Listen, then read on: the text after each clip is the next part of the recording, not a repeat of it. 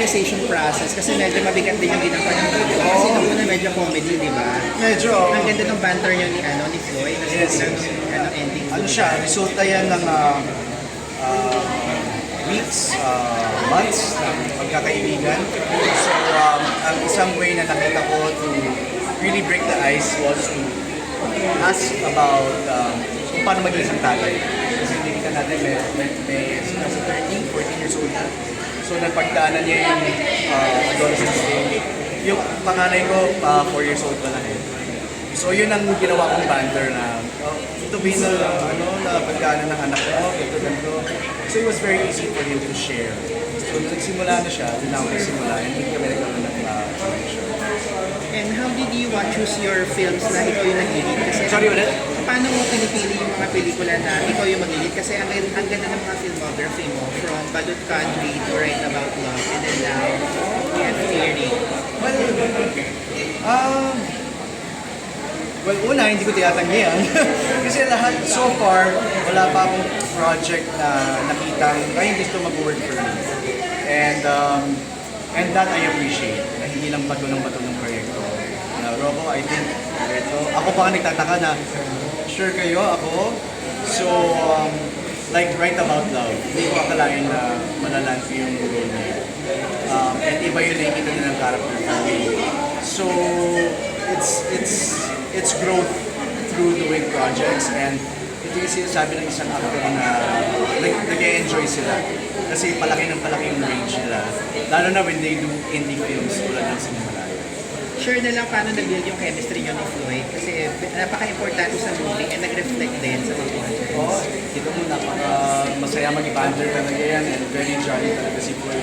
Medyo nahirapan ako doon kasi pag mag-take na, switch into So I had to be, one thing that a viewer or a moviegoer said was, nakita niya how caring si Paring Bert is. And napakita nga yung isang characteristic ng isang pare na dapat makita na ng mga tao. Na hindi lang, sige, sir mo lang na sa'yo. Talagang nag-care sila sa tao. And hindi lang siya trabaho. A lot of research went into this kasi nga dating sa Kristen nga si Floyd. So siya yung consultant ko sa anything pare. And buti na lang we had a great team that took over. And bakit kailangan panoorin ng Theory sa Cinemalaya? Kasi makita niyo yung puwet ko. Nagsisilabasan ng mga bench photos ko. So thank you. Na-appreciate ko naman yan. And makikita niyo ang kakaibang storytelling with Tirik, and to have a journey with yourself sa pag-isip on the what ifs na meron sa buhay, and if totoo nakapag-move on ka na. Promote na lang daw. Yes, ako si Rocco Nacino. Please watch Tirik, isang pelikula of the 9 entries sa Cinemalaya 22, Real Reflections.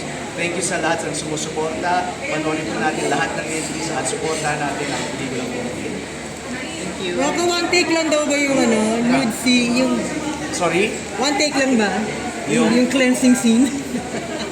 Hindi. Scene? Medyo malamig. So, may plaster na ginamit dyan para maingat yung prod. Inalagaan ako. So, sa sobrang alaga nila, nag-confiscate sila ng mga phones para lang safe ako. Hindi ako mag-focus ako. So, nung nakita ko sila gano'n mag-alaga, naging kampanya na ako. One take, yes. Kailangan one take kasi may nasusulit na sasakyan tayo. Actual talaga yung sinunog niyo yung... Yes, tsaka masakit siya. Masakit sa balat, sa mata. Das ano, Ro, yung wife? Sorry? Alam na yung wifey na... Yes, alam niya. What was Thank your main reflection while pertaining to marriage? Kahit summer.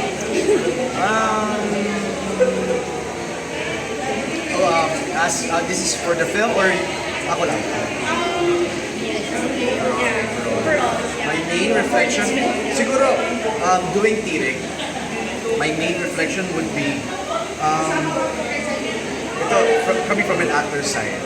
You know, coming from doing a lot of TV and then balik ulit ng movies, there is always a way to learn. Sometimes we think as actors, we have, kaya mo yan, alam ko na ito na yung proseso ko. But it's that the time that they say na natututo ako with every project. Ito yun. And by doing films like this, it's how you learn. Totoo yung sinasabi nila that you're only as good as your last project. And there's always something more to learn. So, importante maging estudyante pa rin. And to find different, doors that you can open. And with this, I did open a few more doors na pwede kong gamitin sa future projects. Okay, Thank you. Apart from Chloe, di ba, may kinausap kang pare in portraying pare ni Bird. May vinesit akong mga, I don't know what you call the places. Kumbento. Just to observe kung paano sila. Pero hindi tinigil ko yun kasi it had to be my own. And hindi ko kinausap si Paring Bird kasi baka may makuha kong siya na siya. Kasi hindi naman siya biopic. Inspired by fiction ko talaga yung kwento. okay. Pero ako bilang suki sa mga film festivals din. Ano yung mga nalolook forward mo for Cinemalaya? And yun nga, parang may bago ka rin bang natutunan or na-experience for your film? Palawak ng palawak yung freedom ng mga filmmakers natin at tumatapang na rin tayo, and I think that's what we need. We need to touch those na bata pa, and that's the whole point to bring these new directors up, and ito yung sinasabi na parang ant mentality ba, nagtutulungan tayo paangat. So it's really nice to be part of this kasi para siyang movement pa to help our mga kababayans realize na maganda mga pelikulang Pilipino, maganda mga storya natin at malalim. And kung natatakot tayo at nananahimik lang tayo sa this is one way of realizing na film can be one way of being the voice by supporting. Okay, last question.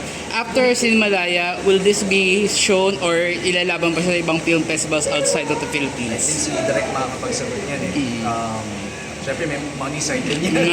And hopefully, ang wish ko dito ay kumita nga para may ganyang opportunities na dalhin sa ibang bansa.